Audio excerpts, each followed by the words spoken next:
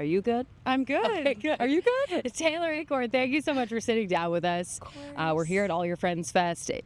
First question, what made you finally decide to release Burning House? Oh my gosh.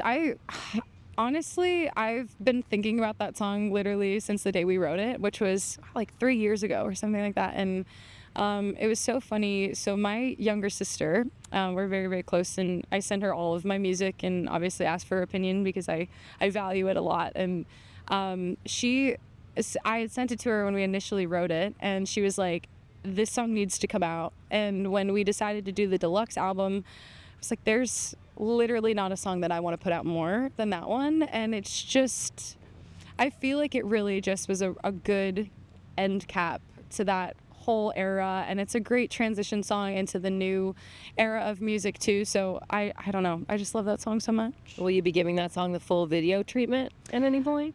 I don't know, maybe one day, just because I feel like I love it so much, and I would love to be able to like bring the visual of it to life, because I feel like the song itself is it just feels like it deserves that. But we'll see. We've been working on a lot of new music and stuff, so okay, that's exciting. Yeah, so yeah. When can the fans expect that? New music very soon. Okay. Yes. You did a track-by-track review of Survival in Motion, so before you released the deluxe album, and one of the things you talked about was High Horse, and sort of sticking it to the haters a bit. Oh, yeah. But you also talked a little bit about dealing with online comments also. So how do you block out all that noise? It's really hard. It's been, obviously I've been doing this now for many years, but for a lot of my career, I think I've been like doing this for like 9 years, which is insane to think. But for a lot of my career, it wasn't as like social media heavy. And so I never really got to experience that side of it. Like there's so much beauty in it, like being able just to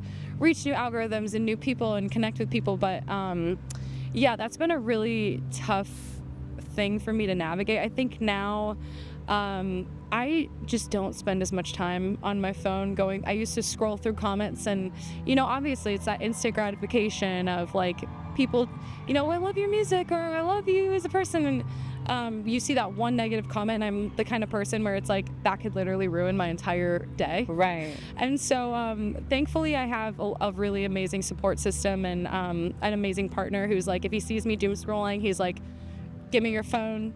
I'm gonna put it over here. That's so good. I just imagine like, I'm putting this in the freezer. Yeah, you can't look at it now. Yeah, and so I have a really amazing support system, and people who are just like very positive, and I think whose opinions matter. Yeah, exactly. And I just got to remember at the end of the day, it's the people that show up for you every day that are the ones that you have to cater to anyway. So it's absolutely, to me, it's like I try to ignore it. Sometimes I think it's funny.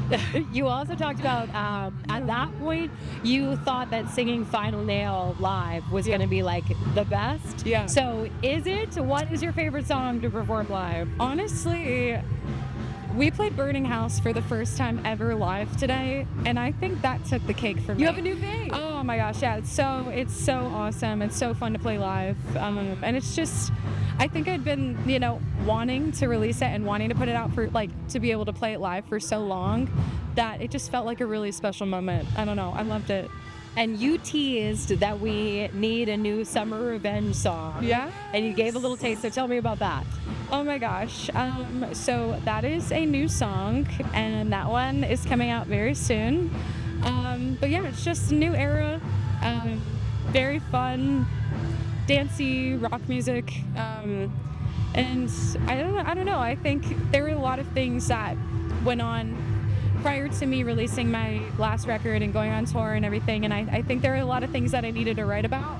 And so having like the last 6 months off really gave me some time to sit and think and evaluate my life and what's kind of going on. And so that's definitely it's like the first story into this new era of music. So yeah. And who doesn't love a Summer Revenge song? Right? I mean, whether you're in a happy relationship or not, yeah. I watched just the clip like 10 times, so Thank I'm ready for it. Well, I'm glad you like it. It's always so nerve-wracking when you write new music and you release it, and to see people reacting to it in that way is like really awesome. So thank you. I appreciate that.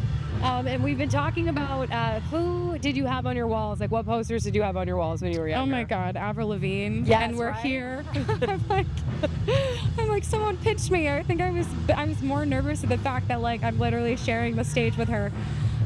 But no, like I am such a huge fan of like early 90s, early 2000s music, and I was actually just talking to my camera girl L'Oreal about it. She was like, I'm so glad that there's somebody who listens to this music. I'm like, I think I've never aged out of it. Like I think that's the one thing that I always go to. So definitely like Goo Goo Dolls, Counting Crows, Vertical Horizon, Michelle Branch, like that whole era of music. Matchbox 20 is like who I would have on my walls. Like that's who I look up to and admire so much. So what Avril song are you looking forward to seeing today? Oh my gosh, I really want her to play Losing Grip so badly. I need to hear that one live. That one, and then I don't know, Mobile is really good too. There's like all of her older stuff, like earlier album, I'm like, Nobody's Home. I feel like Losing Grip would be a real therapy session for all of us. Yeah, it's gonna be amazing. I'm so excited. And who was your first celebrity crush? Oh my gosh, this is tough. Probably. You can share. It's just between us. It's fine. I'm like struggling to remember his name. The blonde Backstreet Boy. What's his name? Nick Carter. Yes. I was like, Nick Carter was my I was like actually in love with him, I think, for a long time. You're like, we'd probably get married if we were just to meet. That's all. Yeah, I don't know if I would now, but definitely back then I was crushing hard. Okay, and we've been having each band ask a question for the next band. Okay. So yours is from State Champs. Okay. They said, who on the lineup could you physically best? And then, in case you were confused, they wrote beat in a fight. Beat in a fight? So who could you take in the lineup? You know what? I'm going to say Derek from State Champs. Yes. And this is from Derek. So that is perfect. That is amazing. I was like, I love them though. They're like the best guys ever. I would only fight them because I know them, you know? Yeah, it would be play. It'd be playful, fun. right? So fun. And you have to write a question for Anne Berlin. Oh my gosh, okay. So you start thinking about that. And thank you so much. Right. This was so much fun. Thank you so much for having me. This is awesome.